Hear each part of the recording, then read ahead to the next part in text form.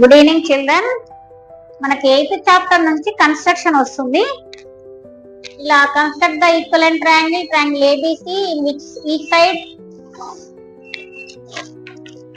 AB is equal 5.5 cm, whose sides C are 3/4 times of the corresponding sides of the triangle ABC. ఇలా question వస్తుంది.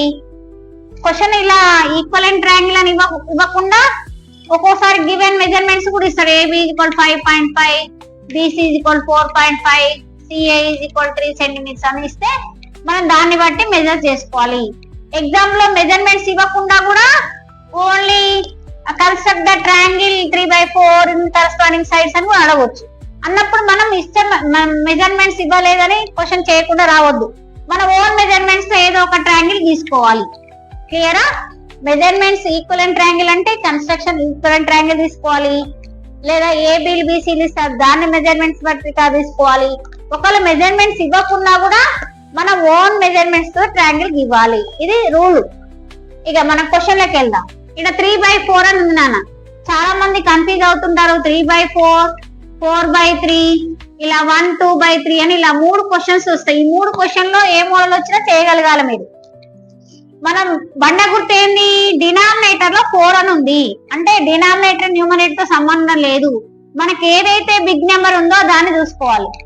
First మనకి ఏమిచ్చిండు? Equivalent triangle గీసిండు. అంటే 5.5 తోటి equivalent triangle గీసా. 5.5, 5.5, 5.5. నా దగ్గర construction కాబట్టి ముందే గీసి పెట్టుకున్నా. ఇలా 5.5 ట్రయాంగిల్ గీసా. అయిపోయాక ఏం చేయాలి? ఇక్కడ ఈ రెండిట్లో బిగ్ నెంబర్ ఎవరు? మనకి ఇచ్చిన క్వశ్చన్ లో 3/4 లో బిగ్ నెంబర్ ఏంటిది? 4. ఆ 4 రావాలంటే మనం ఏం చేయాలి? ఫస్ట్ ఇది ఏ వర్టిసెస్, ఇది బి, ఏబిసి వర్టిసెస్. ఈ ఏ వర్టిసెస్ నుంచి ఆపోజిట్ వర్టిసెస్ సి కి ఇలా ఏఎక్స్ రేని గీయాలి. ఇది రూల్ నానా. ఫస్ట్ మనం ట్రయాంగిల్ తీసుకోవాలి. మెజర్మెంట్స్ ఇస్తే మెజర్మెంట్, ఈక్వలెంట్ ఇస్తే ఈక్వలెంట్. ఒకవేళ మెజర్మెంట్స్ ఇవ్వకుండా ఒక ట్రయాంగిల్ తీసుకోవాలి. ఇది దీనికో నేమ్. ఒకవేళ ఆడ ఏబిసి ఇస్తే ఏబిసి పెడతాం, PQR ఇస్తే PQR పెడతాం, ZXYZ ఇస్తే XYZ. అక్కడ ఇచ్చిన దాన్ని బట్టి మెజర్మెంట్స్ రాస్తాం.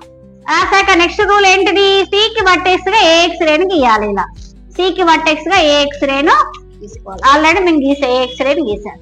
నెక్స్ట్ ఏం చేయాలి? స్టెప్ మనకు క్వశ్చన్ ఏముంది? 3/4.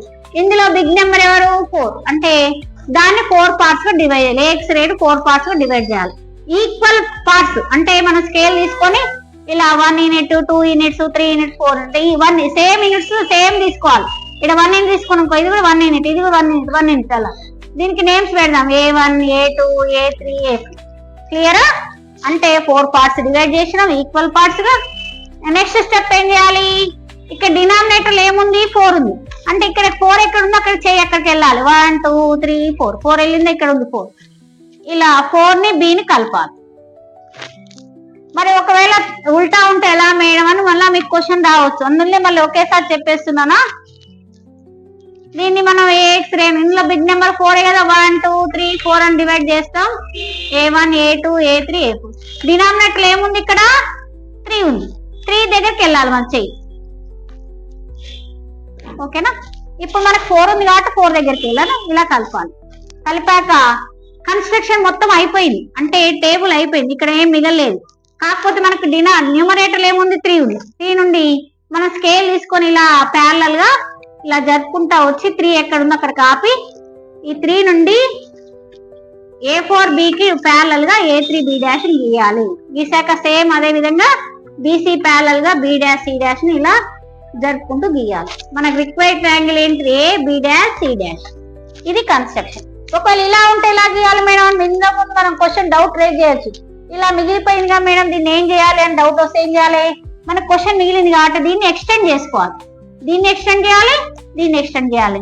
ఎక్స్టెండ్ చేసినాక దీనికి ప్యారలల్ గా దీన్ని గీయాలి, దీనికి ప్యారలల్ గా దీన్ని గీయాలి. B dash, C dash. బండ గుర్తున్నానా? కింద డినామినేటర్ ఉంటే మన కన్స్ట్రక్షన్ లోపలికి వస్తుంది. ఒకవేళ డినామినేటర్ చిన్నగా ఉంటే కన్స్ట్రక్షన్ బయటకు వస్తుంది. ఒకవేళ ఇలా మిక్స్డ్ ఫ్రాక్షన్ ఇచ్చి దాన్ని కూడా గీయమంటే మనం ఏం చేయాలి? దీన్ని మిక్స్డ్ ఫ్రాక్షన్ ప్రాపర్ ఫ్రాక్షన్ మార్చుకోవాలి. 3 1 3, 3 + 2 5/3. ఇక్కడ ఏమొచ్చింది?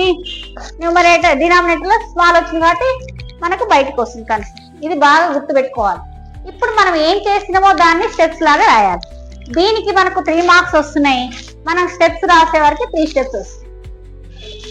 స్టెప్స్ అంటే ఏదో మనం ఏబిసి పిల్లలు చాలా మంది ఇవి గీయగలుగుతున్న స్టెప్స్ అనగానే చాలా భయపడతారు. భయపడిన అవసరం లేదు. మనం ఏవైతే గీస్తున్నామో దాన్నే రాయాలి.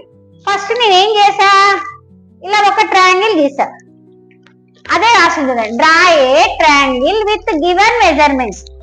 ఇక్కడ అక్కడ ఏదన్నా ఇవ్వని, మీరు మాత్రం ఇదే వర్డ్ వాడండి.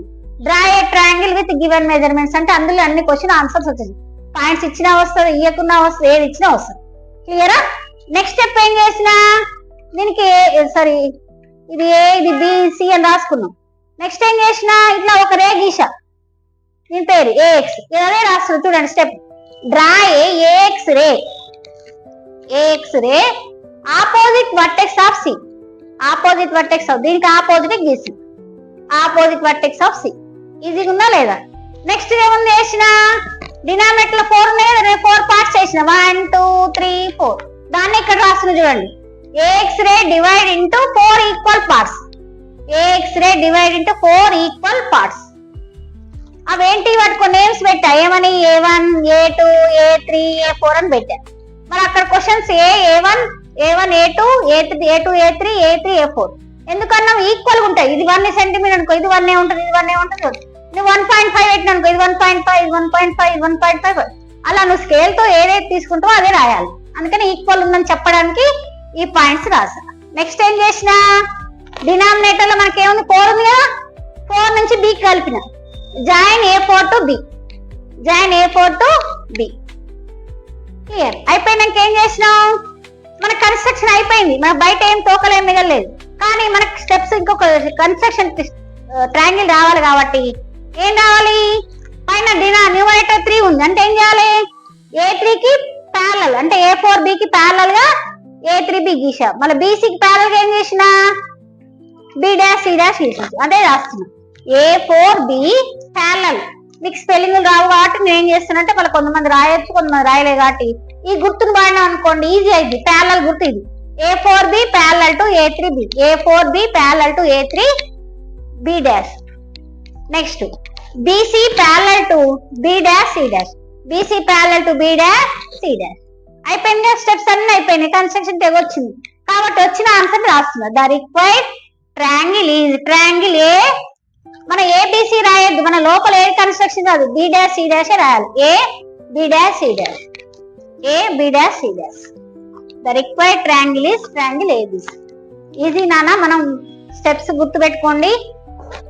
కింద డినామినేటర్ ఉంటే ఏదైతే ఉందో దాని నుంచి కలపాలి. నువ్వు డినామినేటర్ 3 ఉందంటే అది లోపలికి వస్తుంది. ఒకవేళ మిక్స్డ్ ఫ్రాక్షన్ దీన్ని ప్రాపర్ ఫ్రాక్షన్ మారిస్తే ఒక్కోసారి ఏమొస్తుంది, ఇన్ ప్రాపర్ ఫ్రాక్షన్ రావచ్చు, ఇన్ ప్రాపర్ ఫ్రాక్షన్ రావచ్చు. ఏ ప్రాపర్ వచ్చినా మనకు దానికి స్టెప్స్ చూసి రాయాలి. ఇది దీనికి 3 మార్క్స్, దీనికి 3 మార్క్స్. మీకు ఇంకా వర్డ్స్ ఏదైనా ఒకవేళ ఇవి కన్స్ట్రక్షన్ స్టెప్స్ ఒకవేళ గుర్తు లేకపోయినా మీరు ఏదైతే గీస్తారో దాన్ని ఓన్ వర్డ్స్ లో మీకు 4-5 స్టెప్స్ రాసిన దీనికి 3 కంపల్సరీ పడతాయి. అందరూ మంచిగా దీన్ని ప్రాక్టీస్ చేయండి.